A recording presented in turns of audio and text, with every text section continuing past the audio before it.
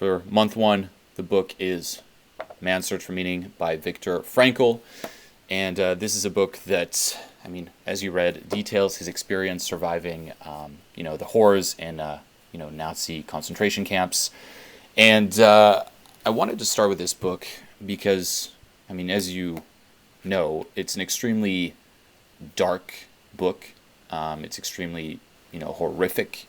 It's a very heavy read.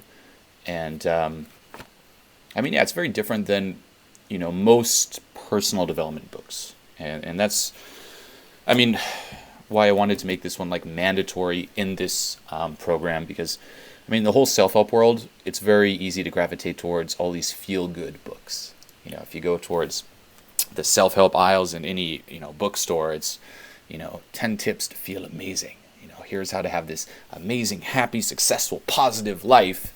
And it's very upbeat. It's very positive in the self-help crowd. You talk to everyone. It's, we must always be upbeat, always be positive all the time. And, no one really brings their attention to, the darker side of things. And, this is a book that dives so deep into the darker side of things that, none of us can relate to it. It's just so horrific, so dark that, it's like it you experience it, it's heavy, but you can't even relate to how fucked it is or was, And, it's really a book that makes you uncomfortable. It's a book that challenges you, similar to, I guess, in Transformation Mastery, where you have to dive into those unacceptable, darker aspects of you versus running away and always like the feel good. Here it's one of those things where you have to confront the truth of different things that happened. You have to confront that, hey, not everything's all peachy in the world. And, just it gets you uncomfortable and it really puts you in your place. And that'd be the first point I'd want to touch on here. It's very easy to get caught up in our petty little problems. Right now, if you just look at your life, I'm sure there's some stuff that's on your mind. I'm sure there's some little concerns, some things that are, provoking a little anxiety, a little stress, a little anger, whatever those unacceptable emotions are. There's some stuff you just aren't that happy with, and just as a little audit here as an exercise, bring some awareness to that. What's going on in your life right now, or at this moment right now, that's bothering you, And when you read a book like this, it just puts you in your place. It's like, shut the fuck up with these little concerns. For me, I reread this book on the plane ride back to Los Angeles. I was traveling Europe, and this was a week ago. Just read it on the plane ride back, and I remember right before getting on the plane, little concerns that I had, and fuck, it seems so petty, but it was, they still kind of took over. Traveling is something that still kind of triggers me. But anyway, I was on the plane, and I was like, fuck, this seat sucks. The route I was taking was a shitty layover. There was all these little things, and I was just not super frustrated, but just not very, embracing of it all. I could sense the resistance in me. I was like, God damn it, this fucking sucks. Can't believe this shit. It's like there's that little inner dialogue. It's like, yeah, I'll make the best of it, but still, what the fuck? This little layover, poor little me. And then you read it, and you're like, it's like first world problems. It's like, shut the fuck up. It's like you have the luxury. You should be grateful that you can bitch about those little things. It puts you in your place that way there. It's like whatever right now are the little things that are pissing you off, you should be grateful that you can be pissed off about those little things. If you're stuck in traffic, you should be grateful that you have the opportunity to be stuck in traffic, that you have the opportunity to even have a car, to be able to drive somewhere, to be able to have a job to be late to. And this is something that I'd recommend, everyone just does as a good stepping stone. It's whatever frustration you have, just add, I'm grateful before then. I'm grateful to have this frustration because. I'm grateful to be stressed. Say you even have a date and you're stressed out before your date. I'm grateful to have a date to be stressed about. versus having no date at all. Whatever it is, be grateful for it. And yeah, it's like reading these tales too, where it's like, shit, you think you have it hard. And we all go through, horrific times as well. Things that, we wish hadn't happened, things that shouldn't have happened. But none of us have experienced anything as horrible as the author of this book, And if he can experience something like that and still find meaning and hope going through all of this, then so can we. So it just really gives you perspective on things, and it's extremely important to remind ourselves of this. Whenever you're going through tough times, it's like, hey, read up on people who've also gone through tough times, because it's so easy to get wrapped up into the story of me. It's only me and all my problems. Oh my God, I'm all alone in this. It's just me. It's such a big deal. It's like, hey, it's not. Okay. In the course of fucking history, there are many people who've gone through similar, if not way, way worse things than you right now. Just change your attitude there. And this is also the big message of this book, is that it's your responsibility and it's your choice to adopt whatever attitude you want to adopt when confronted with different situations. Okay, that's how he went through this and still found hope and meaning, through all these horrors. It's basically that no matter what happens to you, you can always choose your attitude towards it. Okay, you can choose the meaning you attribute towards it. You can choose your response to it. You cannot always control what happens in your life. Shit can always hit the fan. But, and this is huge, you can always control what you will feel and do about what happens to you. Okay, you can't control what happens, but you can control your response to what happens. And no matter what, this can never, ever be taken from you. You will always have this choice. No matter what, no matter how powerless you feel. Maybe you're watching this right now and you're in a very horrible situation and there's nothing you can do about it, and it's not even your fault. You're just in a fucked situation. Nothing you can do. And it's very easy to feel completely powerless, and that's apathy. It's like, what's the point? There's no hope. I have no power. I have no options. I'm just stuck here. But that's not true. You do have power. And that power is on your response to what's happening. And no matter what, you will never, ever lose that. No matter what happens externally, your response to it, your internal world, let's just say your attitude, you always have power over that. Okay, you will always have this choice in terms of how you respond to what's happening out there. There's a quote here: forces beyond your control can take away everything you possess except one thing: your freedom to choose how you will respond to the situation. You could lose everything, and he literally did lose everything. All ties to his previous life, all of his possessions.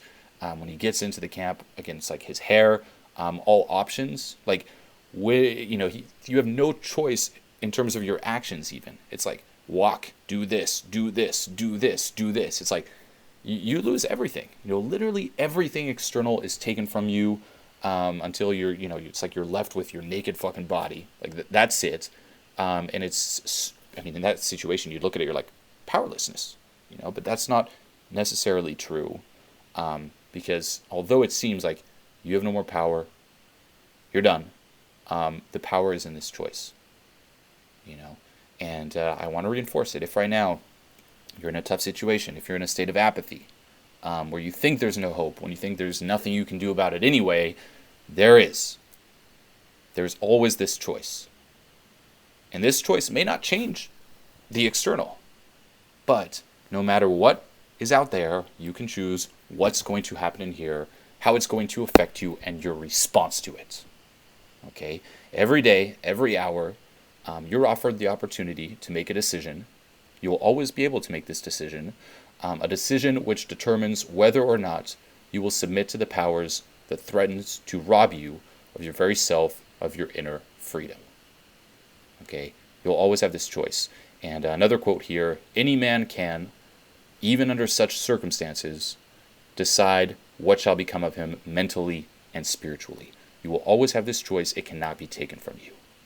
Okay, this is the big takeaway. It's like, no matter what happens out there, you'll always be in control of what's in here. Okay, and in terms of choosing your response to it, it comes down to choosing, the meaning you attribute to it. And the first thing I want to say here is that you need to realize that there is no one ultimate meaning. And this is, the question we all jump to. It's like you look at a book like Man's Search for Meaning. Well, what is the meaning? What is the ultimate meaning to everything? The ultimate meaning of life, And understand that there is no general meaning. And that's the whole point. And that's why you will always have this choice. It's extremely scary to think there's no general meaning, but that means that you have the freedom, the option to create your own meaning. Okay? The meaning of life will differ from man to man and from moment to moment. It is impossible to define the meaning of life as a general way. Okay? And, if you want to, he writes this too. If you want to put this question in general terms, it would be comparable to the question posed by a chess champion, where he says, it's like, well, tell me, what is the best chess move in the world? It's like, you can't generalize it like that. It depends on the specific moment, on the specific situation. It changes, okay? And what he says is that ultimately, man should not ask, what is the meaning of life? But rather, he must recognize that it is he who is asked. Okay, you're responsible for giving it meaning. It's in your hands. And when it comes to horrific times in your life where you're really suffering, never forget that. Okay, you must never forget that you can also find meaning even when you're confronted with a hopeless situation. When facing a fate that cannot be changed. When shit hits the fan, there's nothing you can do about it. You can attribute the meaning, and that's your choice. And you can give it a meaning that reinforces hopelessness. You're confronted with adversity. You can go further and further into victim mentality, or you can change it and choose a meaning that is empowering. And in some way, when you choose a meaning that's empowering, the suffering, the shit you're going through, ceases in a way to be suffering. If you change your suffering and you give it the meaning of sacrifice for the greater good, just as an example, suddenly it's more bearable. Your experience of that changes. Okay, and it's what I say, even when it comes to different emotions, where we label, feeling bad as bad. There's the bad, unacceptable emotions, and then you experience that, and then you feel bad about feeling bad. Because the meaning you attribute to those emotions is, this is horrible. And then, of course, it just brings you down. Then you feel bad about feeling bad, so on and so forth. Change the meaning, let go of the labels you've been conditioned to impose on different emotions, and your experience of those emotions will change. Okay? Let go of the meaning that you impose on, these, to be fair, it's like, yeah, they're horrific, horrible situations, but you can still change the meaning and your experience will change. Okay? And, it's important to realize that it's not the physical pain which hurts the most. He says this here. It's the mental agony caused by the injustice, the unreasonableness of it all. It's not a friend of mine told me this too, by the way, random side story, and again, nothing comparable to, the events in this book, but a friend of mine in Switzerland did something, and he was in the army, and he had the choice to do, I think it was like pay $1,500 or do, I think, 4 days. It was 4 days in military jail. Okay, now again, nothing comparable at all to anything described in this book. Okay, but I'm just going to share his perspective. And what he said is, well, fuck the $1,500. They'll feed me. It'll be like a 4-day fucking vacation. And he decides to go the 4 days in, military prison. And he goes there, and then he realizes that it's not the regular prison. It's like full-on solitary isolation. So they take away everything, literally everything. And he just goes in this small little cell where there's like this little mattress on the floor. a small little window, but you can just see like a bit of light because it was underground, and he was just stuck there, and they'd come and give him the meals. If he was sleeping, they don't give you the meals, and at first he didn't think it would be that bad, and he made sure to stay up the whole night before so he could sleep.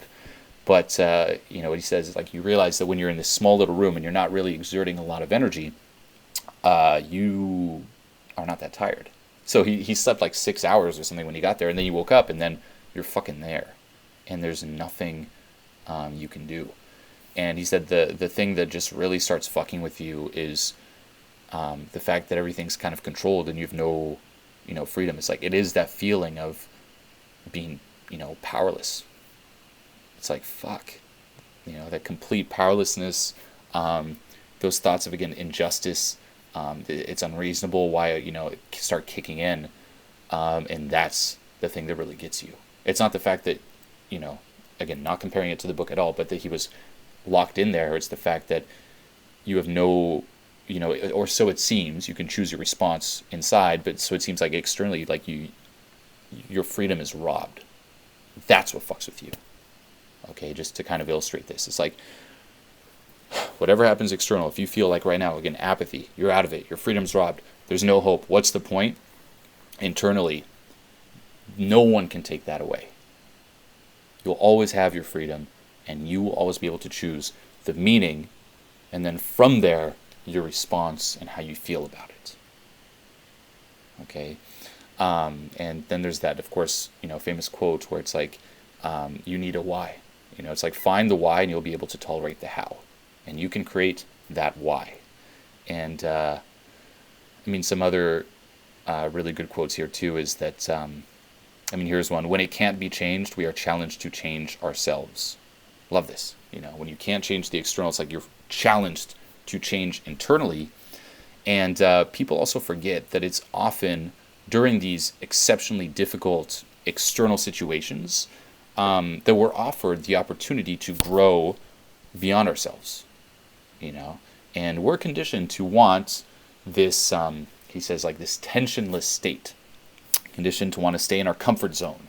But that's not the point of life. That's not really what we want. It's what we think we want, but it's not what we want. And again, we have the label of comfort equals good, challenging equals bad. The same as like acceptable and unacceptable emotions. Let go of those labels. That's really, the big takeaway here. It's it just puts you in your fucking place. And two, it just keeps reinforcing. It's like let go of the labels. You're not in this prison of labels where it's society and the world around you, like the external dictates how you must feel internally. You're in control of that, and you need to realize it. This is a book that, it's still a classic in the self-help world. It's one that I also read going through my media scandal, where, again, it's like, even in a situation like that, I'm like, why is this happening? And then you read something like this, and you're like, ugh. It's like, shut the fuck up, And again, it doesn't take away from what you're going through. It doesn't make it right, or it doesn't mean that your situation is not horrible. All are horrible, but once again, it's like we can't even relate with what the author went through. And if he, who's a human just like you and me, can go through something like that and still like not lose himself, not lose hope, we have no excuse either. And it really comes down to reminding yourself of the fact that, this is what I do. It's like I remind myself that other people are going through it too. And there's that sense of unity versus feeling completely cut off. Because when you go through shit, it's so easy to think you're alone. You're alone. It's just you. And, like you read this, it's like, no, a lot of people go through shit and way worse shit. And probably right now, if you're going through shit, a lot of people are going through shit as well. This second, people are going through a lot of shit. And I know I'm saying shit a lot, but people are going through a lot of shit right now, just like you. And kind of taking that in, that sense of unity, like, yeah, it sucks, but we're all going through it together. You're not disconnected, helps greatly. And then it's just reminding yourself that you can choose your response. You can choose the meaning. You could view it as, this is horrible, it's going to ruin me, and just, give that interpretation and then give up hope in a way, or you can choose to view it as something that'll unlock different parts of you, or that for me it was like that'll melt away the bullshit, that'll melt away my ego, you know. It's or a challenge that's meant to help me grow. It doesn't mean that it's good or that it even is a challenge, but that's your choice. You can choose the meaning. You are free to choose the meaning of it. No one can take that away from you. What is your personal meaning to life? If you want my meaning, I like that one. So, as I said, be careful not to look for a general meaning. Like, there is no, like, what's the best move in chess? That's kind of what you're asking. Here's my take on life, and this is my personal take. This is my view. You don't have to adopt this view, and that's the beauty of this, is you can adopt whatever view you want.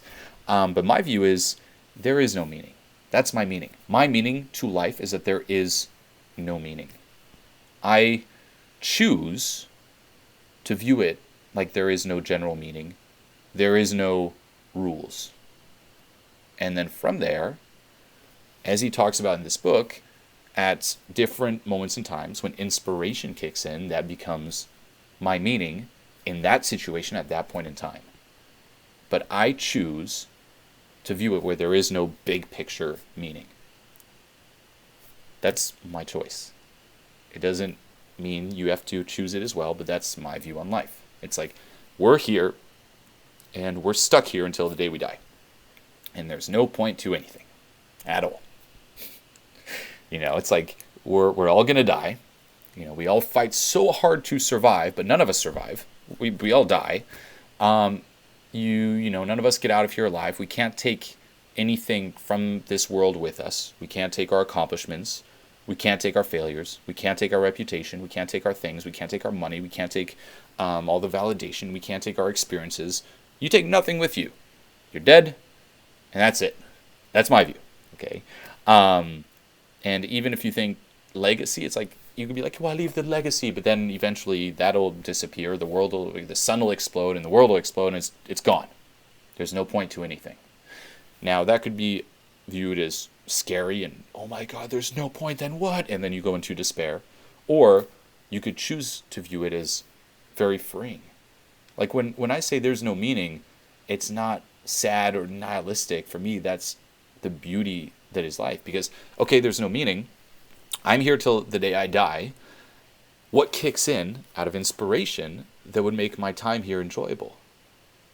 You know, that's the definition of freedom. If there was a superimposed meaning on your life, like the whole meaning of life is this, then you're trapped. What is your meaning? Like the fact that there is no meaning means you can come up with your meaning. You can change your meaning. You know, at times it's like my meaning, like my purpose, like my meaning to life is legacy. At times it's service. At times it's creating a product. At times it's love in my relationship. It's, you know, or it's multiple things at the same time. It can change. It can be multiple things, and that's the whole beauty of it. You know, so that would be my answer to what's the meaning of life. There is no meaning to life, and from there, whatever kicks in, you're free to choose whatever meaning you want and then experience it that way. And you can do this to anything. You know, it's like, say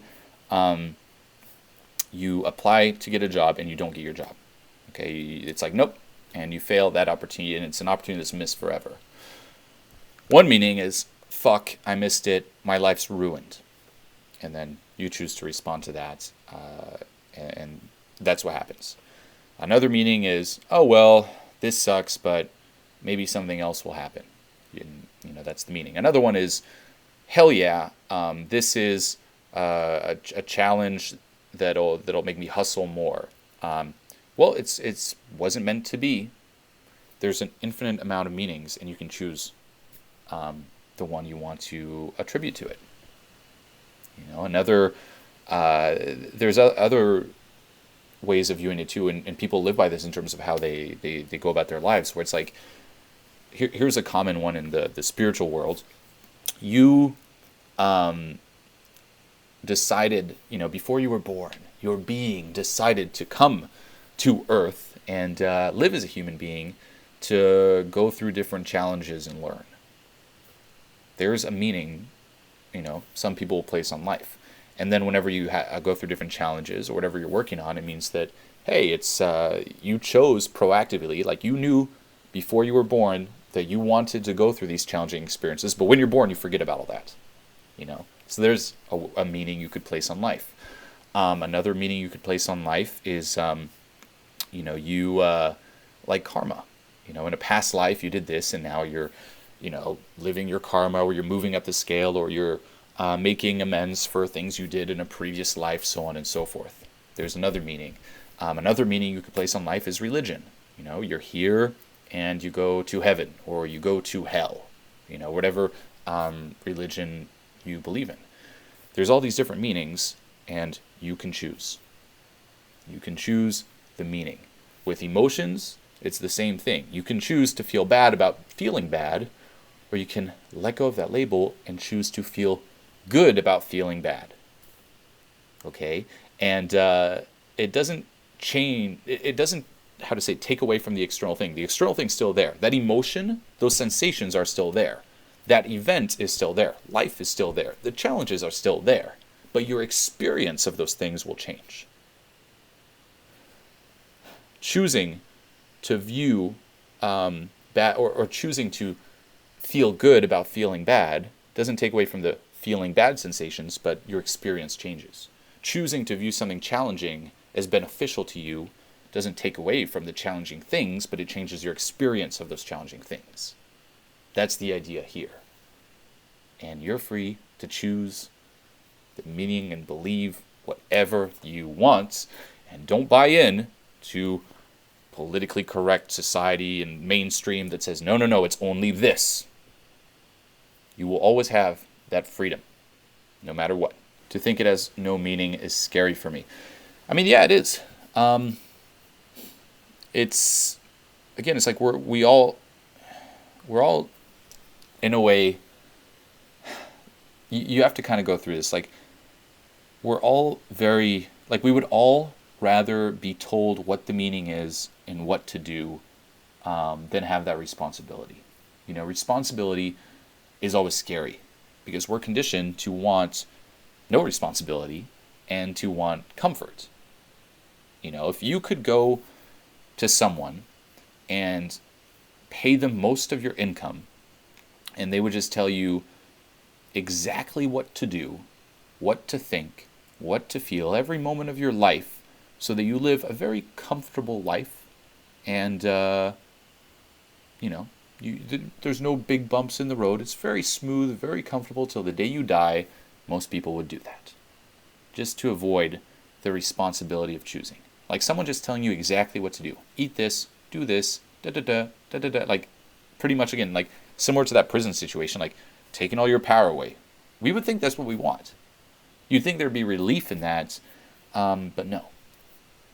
And it's always scary to kind of realize you have responsibility because it is outside of your comfort zone. But although it's scary, that's the cool thing about being alive. It's like that freedom and the fact that you can do what you want. You're free. Scary, but that's what you want. It's like if you're domesticated and now it's like, you're free. You're like, if you say life has no rules, it seems like you dance a fine line between nihilism. Yes. How to not fall into the other side. Yeah, when you reach this point of there's no point to anything, life has no rules, you're one step away, and this is what I say, you're one step away from nihilism, from fuck it all, from despair, let's just say, and you're one step away from enlightenment. And that is, really the ultimate meaning. There's no point to anything. You can choose, okay, fuck it. That's the meaning. Or you can choose, I'm free to create my own rules and create my own meaning. In terrible situations, I always find it funny to really zoom out of the situation and try to see the whole universe and notice what a tiny, ridiculous little part we are in space and time. Yep. I do the same. Again, we get sucked into the little world of Me. Poor little me. I'm the center of the universe. And for someone too who doesn't read, I mean, and this is why it's, again, dark books like this, horrible events, but I'd recommend reading them. And I'd also recommend reading different books throughout fucking history, like the different stories of different people and what they went through and the challenges they went through. And I want to force, read about the challenges they went through, not the fucking triumphs. And if you just go online and you don't take the time to really dive deep in a book about this, you'll just hear about the triumphs. Any, let's just say, famous historical, figure, you look online, it's like, they accomplished this. Like, oh, well, that's what they accomplished. Okay, but what were their challenges? That's what you want to look for. And when you read about it, you're like, fuck. Again, it just really gives you that perspective. It shows you you're not alone. It shows you, it snaps you out of that little world of me. And it gets you out of your petty little, concerns. And also gives you that hope that you can do it too. Seeing all those people face similar things or worse things and still get through it, it gives you that hope that, hey, you can get through too. You can do it. They're human just like you. No one's cut from a different cloth. If they can do it, so can you. How would you practically go about letting go, changing the meaning of labels you talked about? With the releases.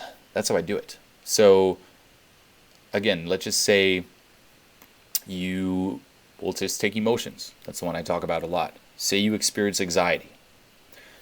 Because of the meaning, anxiety is bad, in a way you resist it and it stays there. And you always have to ask yourself, what's the payoff? What's the fear? Okay, there's always, and this is huge, a certain payoff that you're getting by placing a certain meaning on something. There's always a payoff. And there's always a fear of losing or changing that meaning. And that's what you have to tune into and let go of. Because it is stepping outside of your comfort zone. Right now, if you're in complete apathy, let's just say, and you're like, there's no point to anything, fuck it, and then you hear, no, you can change the meaning, you're not just going to be like, oh, I can change the meaning? Fuck yeah, done. You're like, I'm very invested in this meaning that fuck it all. I'm used to it. It's my comfort zone. I'm getting a certain payoff from it, and it can be very subtle. Maybe you'll feel like, if you're an extreme victim mentality, you'll feel like the martyr.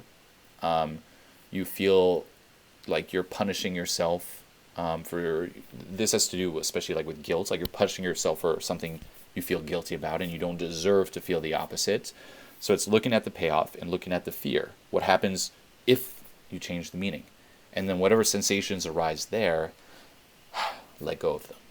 That's how you practically go about it. Here's another meaning that, again, it's like, I don't say I believe in this, and sometimes I'll add this meaning to my life, sometimes I won't, but this is something that helped me during one of the stages go through the life crisis, and it's a common, spiritual view as well, where, there's that, you believe, or they believe, that there's you, and then there's like your higher spiritual being, let's just say, who lives in another dimension. And that spiritual being is there to help you and guide you and sees the bigger picture of things. You don't. You're down here on earth. The spiritual being sees it all. You're down here on earth. And the spiritual being will, help you go through, into different situations to help you grow. And when you face those situations, it's very easy, again, to feel cut off alone, but then it's, choosing the meaning or the belief that, no, this is for my own good, and I trust that my spiritual being is there for me, is there with me to help me through it. So that's, a meaning you can choose on life as well, or when going through different challenges as well. It makes you feel like, it is going to be all right. You're going to come out on the other side fine. You're not in it alone. The spiritual you is there with you and sees ahead, and it's all good, and that spiritual you is going to help you through it. Does it make it real? Does it make it true? Fuck should I know, but you can choose that meaning when dealing with something like that. When you're going through a really intense fucking crisis, there are times where, guess what? Whatever you can do to just not get fully dragged down, fucking do it. even if it's coping, even if it's escaping, fucking do it. You know, it's very easy to be like, oh, it's just escaping your fear, but like at sometimes, like there are some moments where shit does get fucking intolerable, and in that case, do whatever you can fucking do to make it a little bit less intolerable, to survive it. And then when it's past, then you dive into it and release it. But sometimes it's just, in the moment, it's just too intolerable to do anything about it. It's too intolerable to face, you know? And that's trauma, by the way. That's why when you go through a traumatic experience, there are times where you just repress it and you don't even consciously register it. And it's easy to be like, oh, well, he just repressed it. Little coping defense mechanism. Yeah, it is, but it was just so intolerable that it would have fucked me if I didn't repress it. Now, that doesn't mean keep it repressed. Then you release it. But nuance point here, there are times where you should do whatever the fuck you can do to feel less horrible. You know, if you're going through an intense challenge, there are times where it's like, do whatever the fuck it takes. Whether it's viewing like, there's a higher me that's helping me, then fuck yeah. Whether it's positive affirmations, whether it's any kind of escapism, focus on the now, focus on the mantra, whatever the fuck it takes. Not permanent, of course, just enough to make it through and then dive into it, get to the cause. How did you find meaning during the media scandal? Well, to recap, it's, you know, some of the things I said. The stuff that really helped me is looking back at previous, you know, crises that I went through, and just looking at the ones where in the long run I was thankful for it. You know, in the long run I'm like, oh shit, you know, I wouldn't be here without that. Thank God. You know, it sucked at the time, but thank God. And then I kind of pictured myself with what I'm going through here. It's like, well, there's this crisis, but if I knew, like, let's just say I project myself in the future and I look back and I know it'll all be all right, how would I experience it now? You know, there's a higher me that's helping me guide through this. That helped too.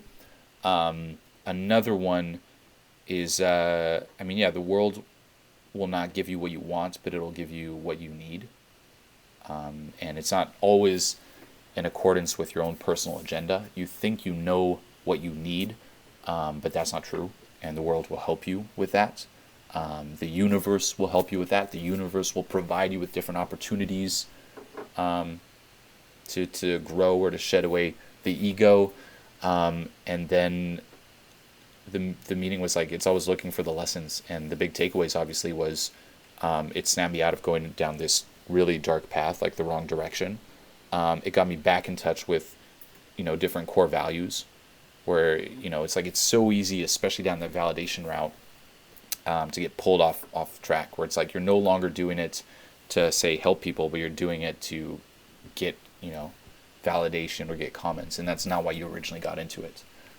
So it brings that back and gets you back in touch with just the value of just service. You know, it's like you're doing this to help people. You're here to serve. How did you know you established permanency in your new perception?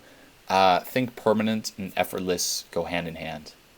Because it doesn't require effort, it's permanent. Because it's effortless, it's just there. You don't have to maintain it. Trying to maintain equals effort to maintain. When something's effortless, it's permanent. What's the best way for me to help others go through their own struggles? Be there for them and with them. You know, you can try to help them in terms of giving them advice, but the thing that we all really want the most going through different struggles or you know, different challenging times is for someone to just be there with us. You know, even if you're really sad, I mean, that's really what you want. You don't want someone to come up to you necessarily and tell you, hey, you should not feel sad. It'll be fine because you're feeling sad. Or someone to list out all the good things or the great things to come. You just want someone to come there, sit down with you and be like, it's okay to be feeling what you're feeling, and just stay there with you with the sadness. So if you have someone who you know who's going through a struggle, stay there with them and be there with them, for them, through the struggle.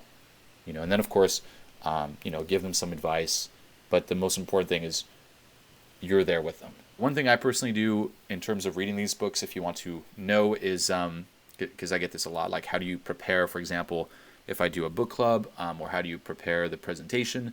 Here's what I do. So I have both. I have like a lot of physical books, but I tend to read them on my computer if I'm going to do a presentation. So I get the Kindle on half of the screen, and then I have a note, like an open page or notepad thing on the other half of the screen. And then I'll read through it. And these are books that I recommend actually reading in extreme detail, but otherwise I'll read through it, and anything that I resonate with, anything that connects with me, I copy paste the quote in the file. So instead of highlighting, I copy paste. And then once I go through it all, then I have all my notes. Then I'll go through everything I copy pasted and I'll organize it. And to really take in the information for the next one, but also especially you have to do this with A New Earth by Eckhart Tolle. Copy paste those fucking notes, and then give yourself a challenge, and do it even for the next one. Give yourself a challenge. Imagine you had to give the presentation on the webinar, or imagine you had to present the ideas in that book. You had to present the book to someone. Based on everything you copy pasted, how would you structure it? And just by copy pasting it, it'll help internalize it. And then by restructuring it into a presentation you have to teach to someone, boom, it really sinks in. And then the cool thing is you always have that file to go back to. For me, it's like any of the books. It's very rare. I'll pick these up, skim them and stuff, but it's very rare I'm going to reread unless it's like a classic. Here, some of the books here. What I'll do is I'll open my fucking file and have all the highlighted stuff that I personally resonated with. And then I'll read the highlights versus having to reread the whole book or skim the book for highlights.